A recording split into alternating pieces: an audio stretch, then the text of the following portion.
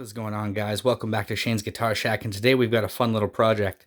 So, if you're familiar with the Lost Sons podcast, or any of the bands I've been in, Sons of Sounds or Lost Light, Alex, this was his first guitar that he had back in the day when he was first playing in bands and stuff like that. An old Ibanez RG. It's got a Floyd Rose, a couple humbuckers, and a single coil in the middle. Pretty cool little shredder guitar. We were out visiting Patty the other day, and Patty said he wanted a new guitar. So I took his old bundle, and Alex said he could have this one. So I'm using some of that bundle to fix up this project guitar here and get Patty up and rocking so he can, shred some slick riffs with the big boys here. I'm probably going to send Patty that little Marshall as well. So he doesn't know that yet, but he's got a cool little amp coming his way. We're going to do a big cleanup on this guy. This is the second Floyd Rose I've ever worked on. A little bit different setup as far as the strings there, but Alex said all the electronics work. This is actually a white pickguard that he painted over, which kind of looks cool with the way it's worn out now. A couple little bits of body damage, but this is a road-worn guitar that's definitely seen some shows over the years and done lots of writing and lots of shredding. So we'll get her cleaned up. We'll get her playing hopefully pretty good. The action seems pretty badass already, so ideally this will be ready to rock. Just finished up cleaning the neck, popped the strings off and stuff. I enjoy the inlay and the wood grain of this fretboard. I think my little slogan I'm going to adopt that I used before is always learning, always growing. So this is the first time I've worked on like a true Floyd Rose. The last one I worked on didn't have a locking nut, so I'm going to actually have to have at this one. For this one, I'm going to have to cut the string and stick it in a little part there. So let me see here. The strings sit right back in here. So this little part comes back, the string sits in there, and I'm going to screw that back down. So grab the Allen key, I'll grab a couple snippers. The last one I did, the little ring of the string just sat right in a little hole there, so that was nice. So a little bit different setup.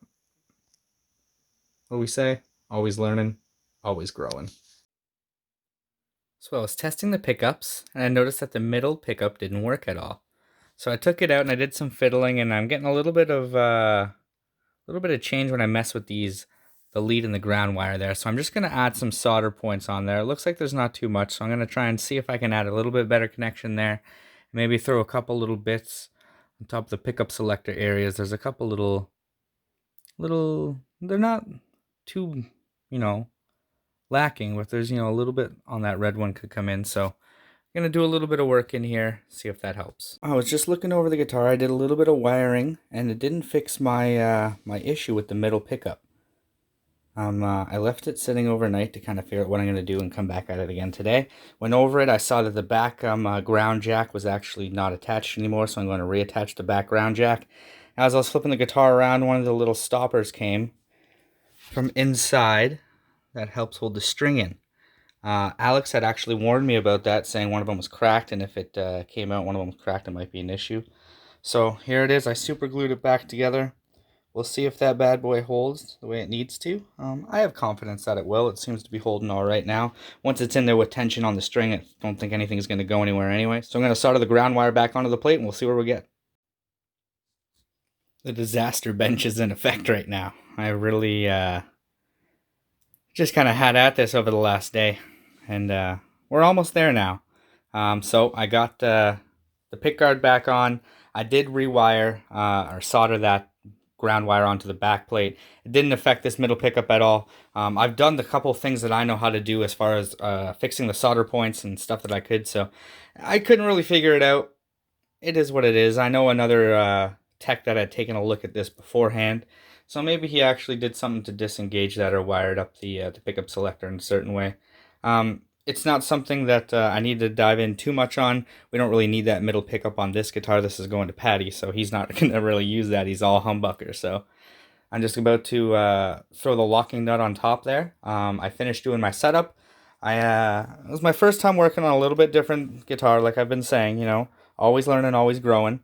So for this one, I had to raise up this little bit of bridge height a fair bit. I added another spring in the back for tension. So I've got a pretty good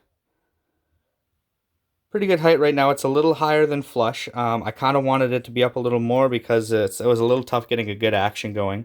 But it's not bad now. It's It's a little higher than I would prefer, but I'm still working on it, still bringing it down. I'm going to spend another 5 minutes on it, throw the locking nut on, and then Patty's coming by today to check it out. So I'm excited to get this into his hands and for him to be rocking again. All right, clean bench, clean guitar. I am finished with this Ibanez RG. This was a good little learning project for working on a full-on Floyd Rose this time around.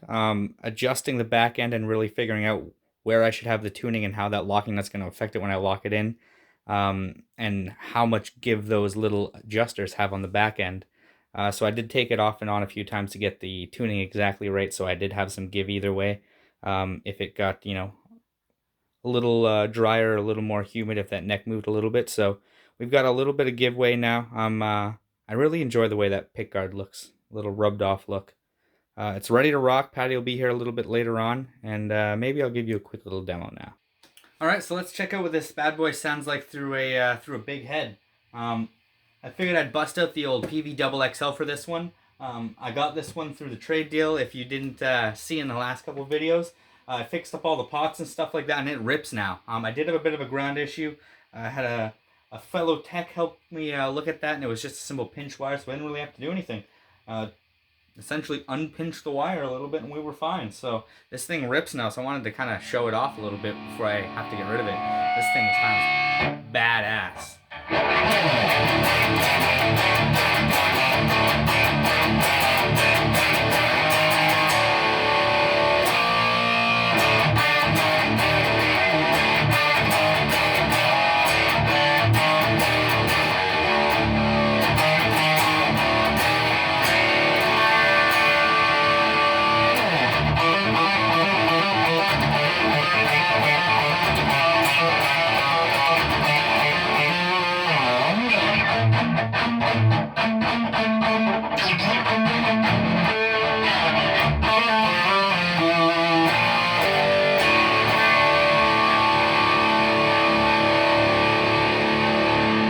Got a nice ring out. God, this head sounds fantastic. It's too bad I have to get rid of it, but I mean, I've got the 6505, so it's not like I don't lack. I'm not lacking in the tone department by any means, but it's nice when you get something that sounds good. And this guitar sounds exactly the way it should, just heavy and badass. You know what I mean? So.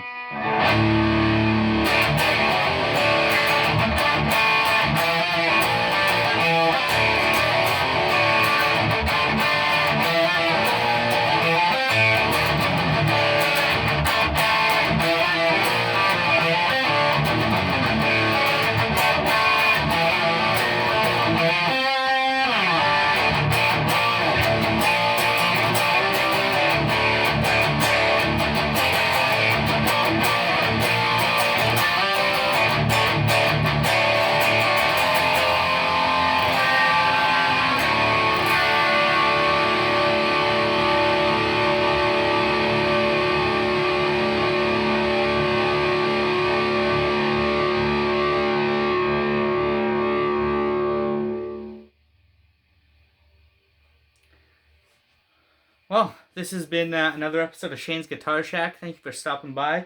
Please leave me a like and subscribe below. I'd really appreciate it. Show me some support. Let me know you're watching, shout outs to Alex for giving this old bad boy to Patty. And shout outs to Patty for, letting me work on his old Academy and this one for him. Thanks for the content, boys. I had a great time. See you next week.